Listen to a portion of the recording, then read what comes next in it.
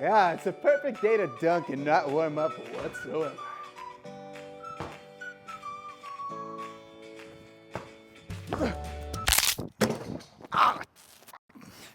Whoa, whoa, whoa. Hey man, are your knees hurting? Yeah. What if I told you there's one thing that you can do that's gonna instantly get rid of your knee pain and you'll be able to dunk pain-free? Is it drugs? Nope. Steroids? Nope. Really gimmicky, exotic-looking exercises? No. Religion? No. Lots of meditation? No. Well, what is it? Let's find out. All right, guys, the secret exercise is isometrics, and today I'm gonna be showing you guys 5 isometrics that you can do to instantly get rid of knee pain. But I hate warming up. Isometrics are boring. Why should we do isometrics? So to answer Austin's question, there's a few reasons why isometrics are so effective as a warm-up and also as something that can prevent and also help you get through tendon injury. So when you have a tendon injury, what actually happens is the nerves upregulate in sensitivity and causes pain in that actual tissue. There's also something called hypercellularity. Basically, all the cells divide at an increased rate, and this can decrease the function of the tendon. What isometrics do is they will desensitize those nerves. It'll actually stimulate the tendon cell to produce more collagen matrix, as well as increase the capacity of the muscle and reinnervate or reprogram your quad's ability to generate force. So all an isometric is where the muscle is maintaining the same length under tension. So all these exercises are going to just be holds of different kinds, and you will see that in these clips. All right, guys, the first isometric that you can do is a leg extension isometric. You can either do this with a kettlebell on a leg extension machine, or even with a band tied to your foot and then tied to something underneath or behind you. Just make sure you straighten your leg out to just before lockout and hold that position there. Also, as you can see, there is a sock tied around the kettlebell. The reason for that being is that when you're doing light weights, the kettlebell's weight isn't a problem for your foot, but as you start to getting to those heavier kettlebells, as you get stronger, it can be pretty uncomfortable on the top of your foot. So I simply just tie a sock around it, and that is a good workaround for that. So the second isometric that I love is the manual knee isometric. So for this one, you're gonna take your fingers, you're gonna interlock them, put them around the middle of your shin. You can go a little lower if you'd like.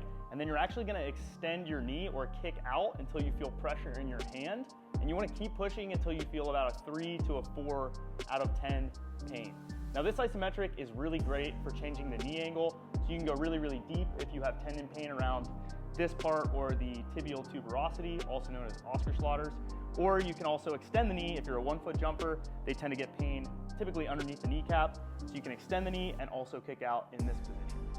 Okay, Austin, so tell us what isometric you're doing here and why you like it. I'm doing a single leg quarter squat, and I like it because it's convenient, it's easy, and as long as you have someone to lean on or a thing to lean on, it gets the job done. So you would say metaphorically and literally that I'm the friend that you lean on? Yes, metaphorically, hypothetically. Literally. All right, guys, this is a kneeling couch isometric. It's called that because you can do this facing your couch. This is a really good isometric if you have quad tendinopathy, so that's pain on top of the kneecap as opposed to underneath the kneecap. What you're gonna do is you're gonna kneel down. If you don't have a carpet or a padded floor, you can put a pillow or some clothes underneath your knees. That way your knees don't hurt when you're kneeling. You're gonna keep the top of your foot flat to the ground. You're gonna support your weight in front of you and adjust the angle by leaning either farther back or farther forward. And then you're simply gonna press into the ground. Think of it kind of like a leg extension into the ground, and you're simply just gonna hold that position right there. Your quads look crazy. Thank you. All right, guys, so the last isometric that I like to do, and you can do it literally anywhere, is a single leg or double leg wall sit. So for this, the beauty of it is that you can change the angle. You can go lower, you can push harder backwards into the wall, or you can go higher up, and you can do a single leg or double leg and also push harder, change the angle of whether you're pushing through your heel, if you feel that a little bit more, or you're pushing through the toe. You have a ton of options with this one, which is why it's one of my favorite. And you're gonna wanna play around with those different variations to figure out where you're feeling your tendon and then work on that isometric position. All right, guys, for the perfect dosage, it's gonna take some experimentation.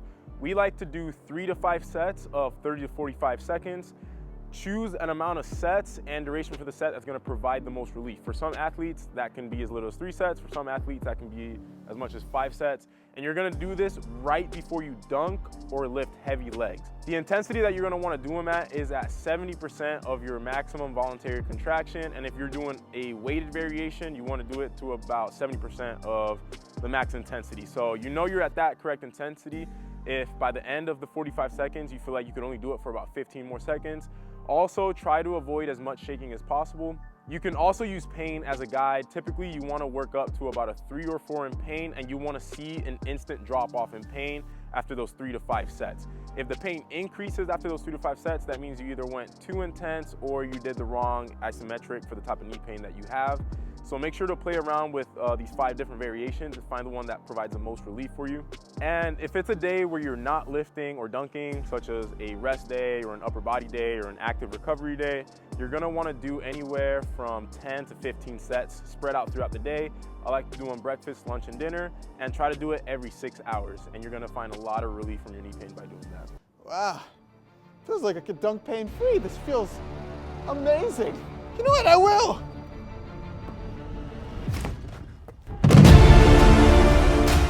Hi, I learned so much today.